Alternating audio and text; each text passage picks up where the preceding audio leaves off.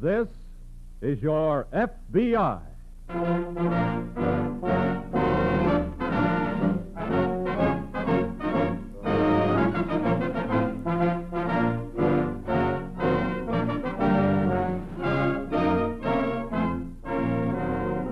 This is your FBI, an official broadcast from the files of the Federal Bureau of Investigation, presented as a public service by the Equitable Life Assurance Society of the United States. To your FBI, you look for national security, and to the Equitable Society for financial security. These two great institutions are dedicated to the protection of you, your home, and your country.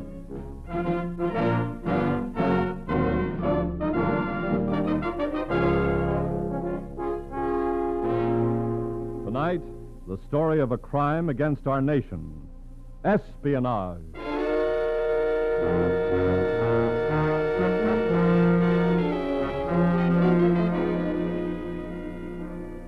"1939. That year, the continent of Europe already echoed the cries of people under aggression. On the continent of Asia, far beyond our western shores, was Japan. A dedicated nation, a dedicated people, dedicated to war upon the United States. But we did not know this yet. Within our western gates were more Japs, thousands of them. Were they dedicated to being good American citizens, or were there among them some dedicated to our destruction? Here was a vital task for the FBI. The safety and security of America might depend on what they found out.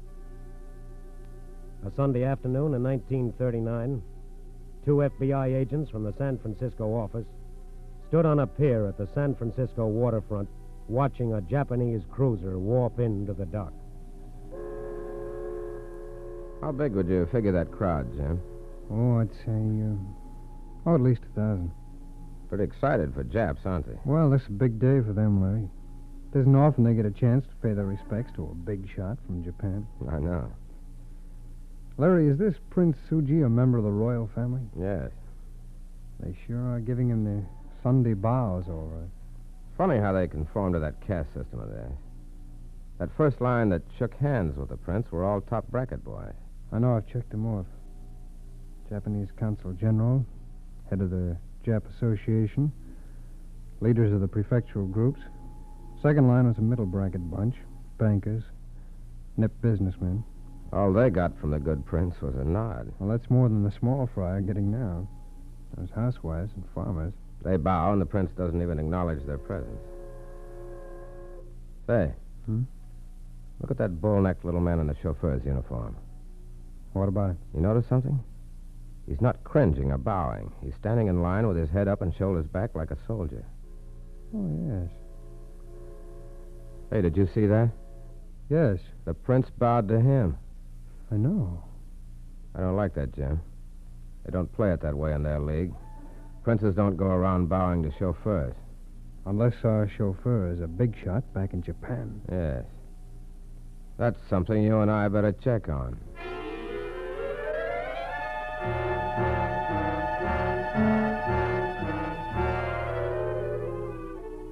One Jap bowing to another Jap.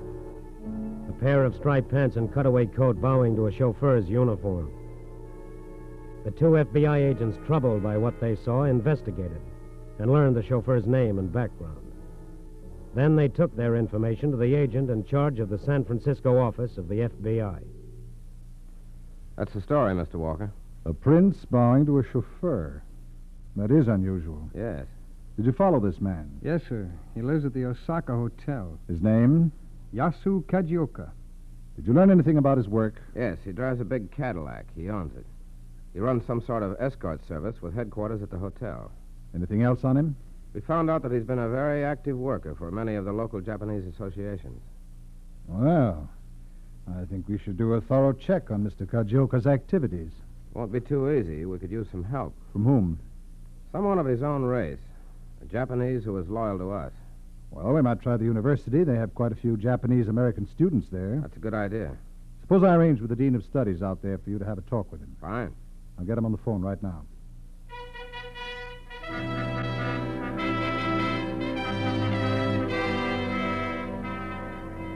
The two FBI agents spent almost an entire day with the Dean of Studies at the university.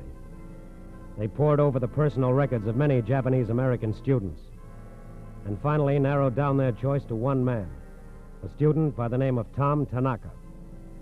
His record showed he lived in the same neighborhood as the Jap chauffeur. Gentlemen, have you reached a decision? Yes, sir. This man, Tom Tanaka, looks good to us. Well, I think you've made an excellent choice. He lives in the same neighborhood as the man we want watched. If he measures up in other ways, that's a definite plus. I understand. You realize, sir, how important it is to us that we be able to trust this boy implicitly. Yes, I do. We've got to know if he's loyal, if he's a real American at heart, if he thinks and acts like an American. There are thousands of men and women who live here on the West Coast, Mr. Schuyler, who look Japanese and are the sons and daughters of Japanese. But I know them as true Americans. They're as loyal as any of us whose ancestors were German, English, French, Irish, or whatever. I say that this boy is an American just as you or I. Good. Can we meet him at once?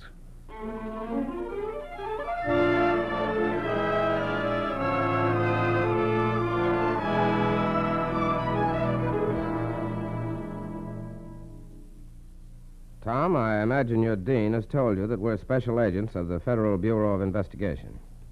Yes, sir. He has. We've selected you, son, from the list of the entire enrollment of Japanese Americans here at the university. As a student? No.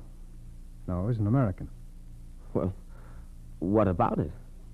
I am an American. We believe you are, in every sense of the word. Has somebody been talking about me? No. No. Then what's this all about, sir? Tom, we want you to help us. How? In a very important, perhaps very dangerous way. You want me to work with the FBI? Yes. Do you know a man called Kajioka? Yasu Kajioka? Why, yes, we're neighbors. I helped him compose letters in English. Several times. Good. Would he remember you? I think so. He said once that he might give me a job doing secretarial work in my spare time. Why do you ask me about Kajioka? We need a loyal Japanese American like yourself to help us investigate this man. We want to know if he is connected with any un-American activities. What do you want me to do? Help us to get information. Tom, all we want are facts. I see. You said that you know Kajioka, that he offered you a job once. We want you to go to him. Take the job. We're giving you the opportunity to do this as an American, Tom. Well, what would I say to Kajioka? How would I ask for the job? You'd tell him that you're in need of money to finish your studies. If he hired you, you'd undertake at once to impress him with your love of Japan and the Japanese. We don't want you to put your life in danger. You'd be cautious, never inquisitive. What do you say, son? I'll do it.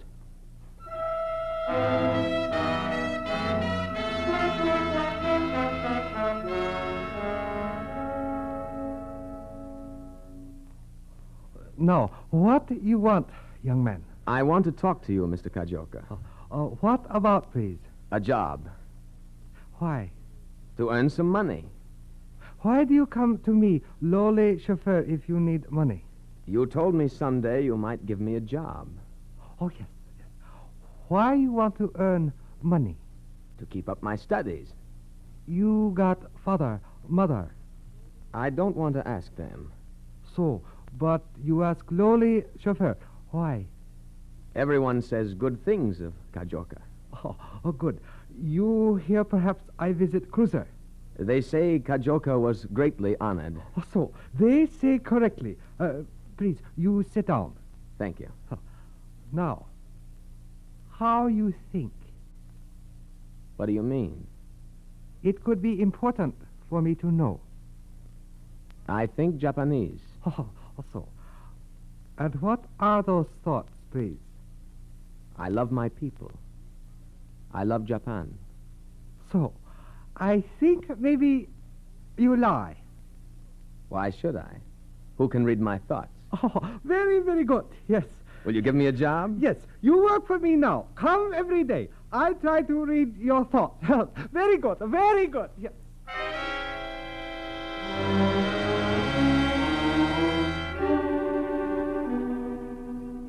Once the all-important inside contact had been made, many FBI agents took up the trail. They learned that Cajunko always drove Japs who were easily identified as high-ranking naval officers on vacation. They learned that he was the head of a secret Jap organization on the West Coast, the Hamushikai, boasting over 10,000 members, all eligible for military service in Japan. The society masked itself as a charitable one. Charity in the sense that thousands and thousands of dollars were drafted from the members and sent back to Japan. Why? The answer came quickly and dramatically. One night on a street corner, young Tom Tanaka reported to the special agents of the FBI. Tom. Yes, sir. Here we are. I haven't much time, sir. I've got to get back. What have you got, son? Something big is cooking. There's a great meeting called in the basement of the Japanese high school for tonight. Cajunko will make an appeal to get more funds to send back to Japan. I see. Also, they are to show preparedness movies sent over from Japan. Are you supposed to attend this meeting? Yes. Cajunko will expect it. Tom, Yes, sir. we need a list of the members in that organization. Practically everything depends on our getting it. Do you think you could go to the meeting, get the list, and get away alive? Yes. The pictures may go on about 8 o'clock. I'll try and sneak out and meet you here then. Good boy. Good luck. We'll be waiting.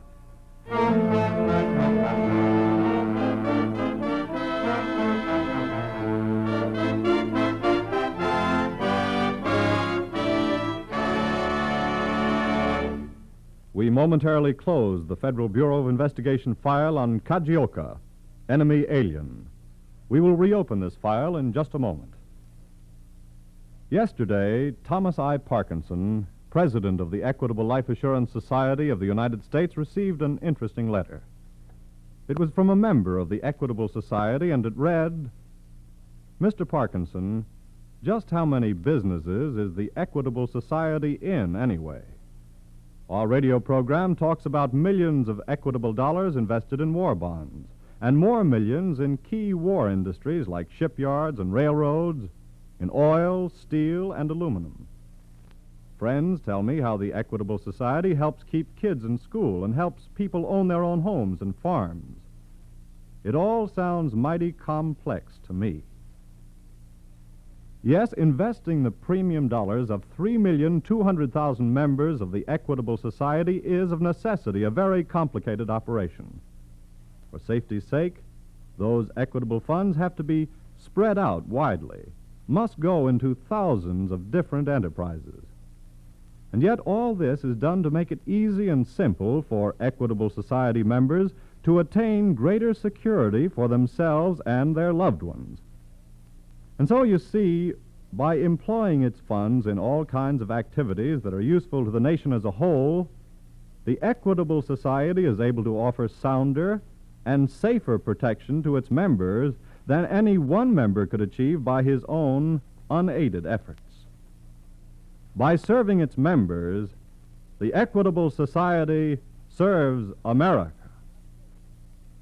And now, back to the file on Cajunko, enemy alien.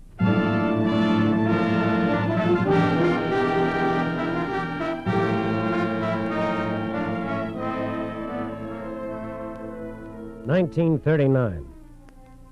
In that year, there wasn't even a slight buzzing in our ears to warn us that enemy planes were warming up for an attack. There was nothing in the word protocol to make us think of anything but where the wife of some ambassador might have to sit at some state dinner. Yet 2 men of the FBI, standing on a dock at San Francisco, had seen in a bit of Jap protocol enough to make their blood run cold.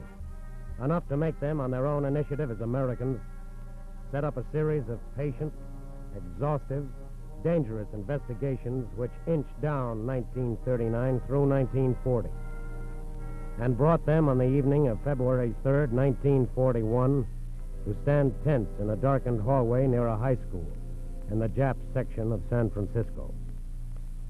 Watch it, Jim. Don't let that street light hit you. I've counted about 2,000 have gone into that meeting so far. Still coming. Cajunko sure must have passed the word along. What time is it? Almost 7:45. Looks like the meeting is getting started. Somebody coming along. See that shadow? Pull back here. It's Tom. Tom, here. Oh, hello. We've got a wonderful break. Cajunko forgot to bring the records. He wants me to go to his house and get them and bring them to the meeting. What part of the meeting is on now? They're going to run off the movies How long will that take? until about 9:15. Good. I'll go with you. Get the records. Bring them to the FBI office. We'll have them photographed and back in your hands by 9 o'clock. Can you do it that soon? We got to. Jim, Yes. you stay here. Call the office. Tell them what we have to do. Ask for the entire staff to stand by. Right. I'll drive Tom over. It's going to be tight going. I know. But this is the first break we've gotten, and it may be the only one. Let's go.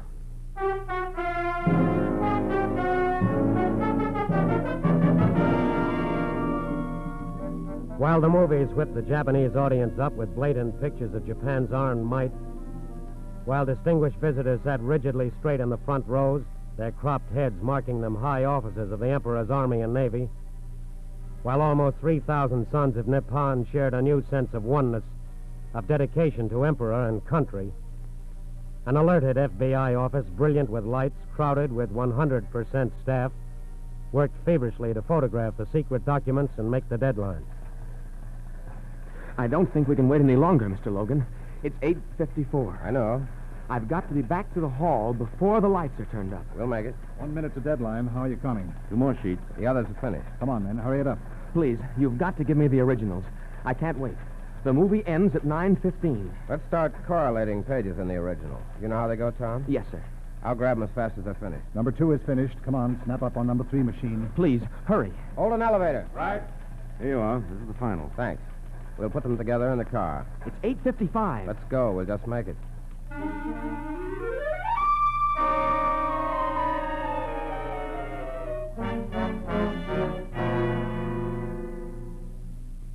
Mr. Cajunko, Where have you been? It took you a long time to get papers. I stood in the back of the hall to see the pictures. I thrilled with the people. So, give me the records. Here you are, sir. Good. I have news. We have received orders to change names of all branch chapters of our organization, and we must at once seem to stop our activities. Why? Why? Because soon glorious Japan will win honor or downfall, and we are ordered to prepare for duty as soldiers behind the guns.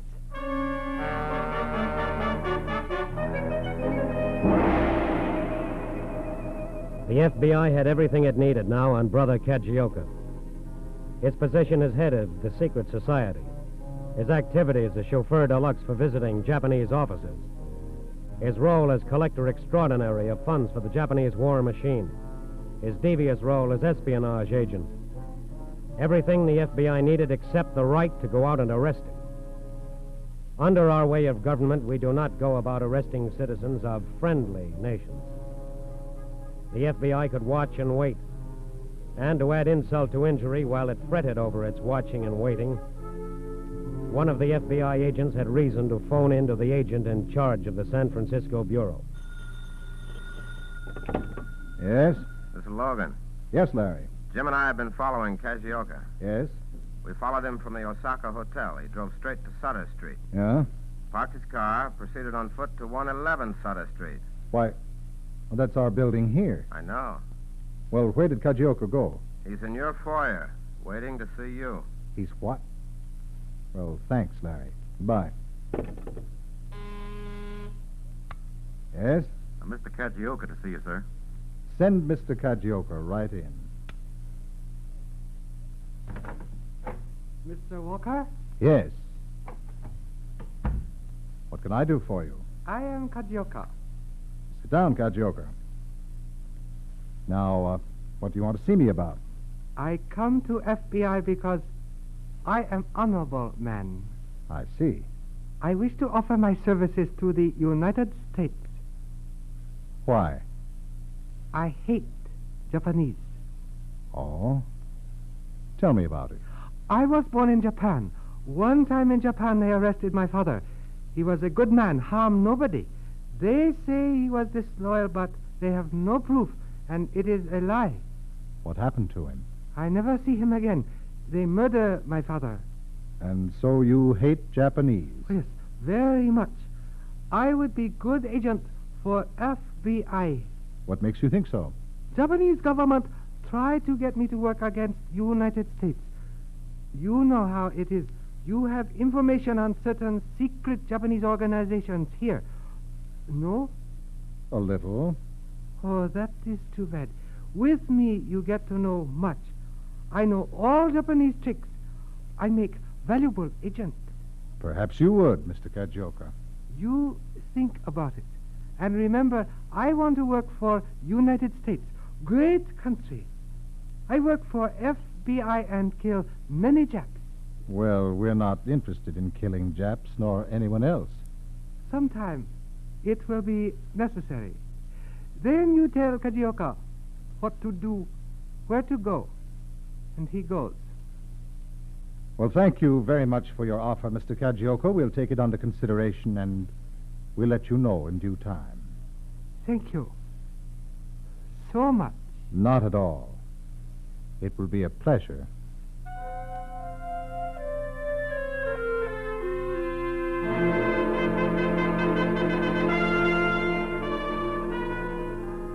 Mr. Kajioka might have smelled a rat. That is, if a rat can smell himself. But his surprising offer was politely refused, and his intensified wanderings by day and night were as equally matched by the more intensified watching by the many electricians and workmen, laundrymen, truck drivers, cabmen, innocent motorists, who sent in their reports under the names of special agents of the FBI. Still, all they could do was watch. Watch and follow the little man who was dedicated, like his country, to the destruction of America. Then came December 7th, 1941. On that fateful day, the entire staff of the FBI was gathered in tense silence in each of the Bureau's offices. In San Francisco, even the local law enforcement officers were present, waiting. Everyone here? Everyone, sir. Larry, you and Jim can stand by and watch the teletype. Right, sir. The names are coming in from Washington. Names and addresses of enemy aliens to be picked up when the word comes through. We'll take them. I know a name you two will want to watch for. Yes, sir. Thank you. Getting into the K's now. Yeah. Hello? Yes, sir. Right. That's the word. Get going. K is in Kajioka. K is in Kajioka. Come on, teletype. There it is. Capital K for Cajunko, the little rat. We got him now. Come on.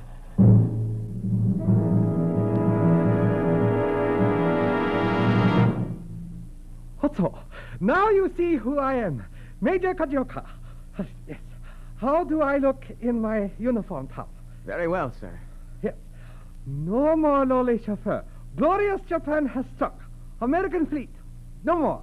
Pearl Harbor. No more. All gone. Soon planes come. Then transport. Yes. I have 2 revolvers, see? Oiled and loaded.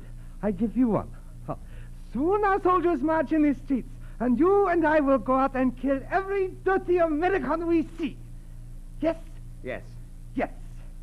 You watch at the window. Tell me when you see planes. Tell me when you see glorious soldiers of our brave army. I will pour drink for ceremonial toast. Yes, sir. I'll keep watch.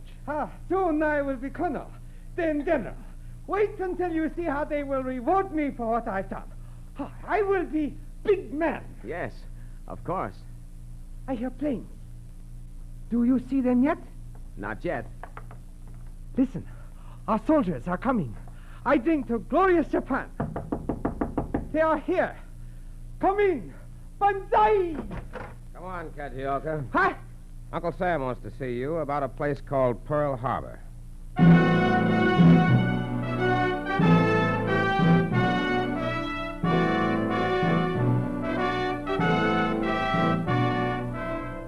Cajunko was rounded up with thousands of his kind. Rounded up with the aid of a loyal Japanese American. Like the rest, Cajunko wondered how the FBI had known of his work. Does he remember that little incident back in 1939 when a pair of striped pants and a cutaway coat bowed to a chauffeur's uniform on the hard deck of a Japanese cruiser? Probably not. He wouldn't understand the things that make Americans tick. The American willingness of those who serve our country in the ranks of the FBI. No, Cajunko probably will never understand until it's too late. And how will he ever know that it was too late that day back in 1939?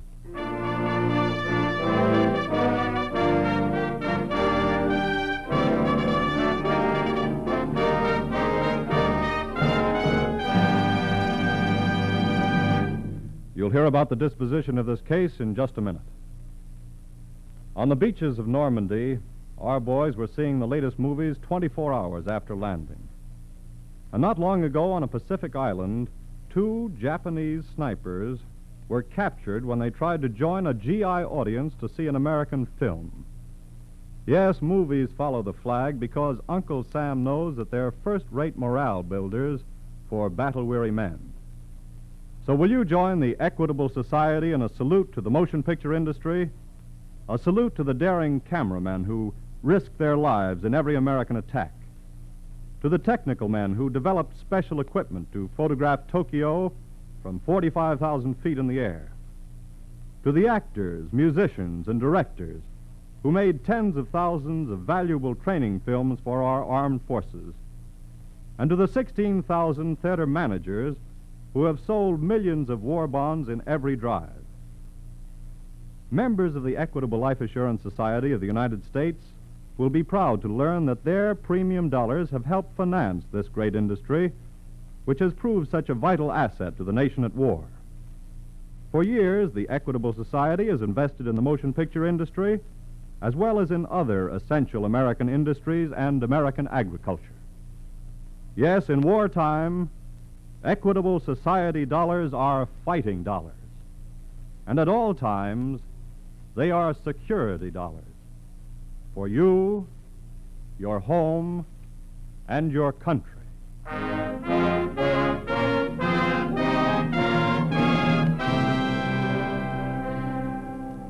As an enemy alien, Yasu Cajunko was placed in an internment camp to remain there for the duration of the war with Japan.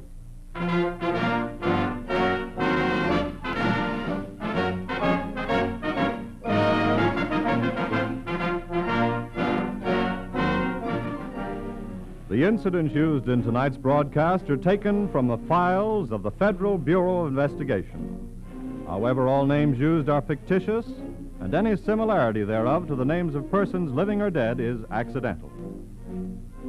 Programs in this series of particular interest to servicemen and women are broadcast overseas through the worldwide facilities of the Armed Forces Radio Service. Tonight, Cajunko was played by Ted Osborne. The music was under the direction of Van Cleve. The author was Frank Wilson, and your narrator was Frank Lovejoy. This Is Your FBI is a Jerry Devine production. Now, this is Carl Frank, speaking for the Equitable Life Assurance Society of the United States, and inviting you to tune in again next week at this same time for This Is Your FBI.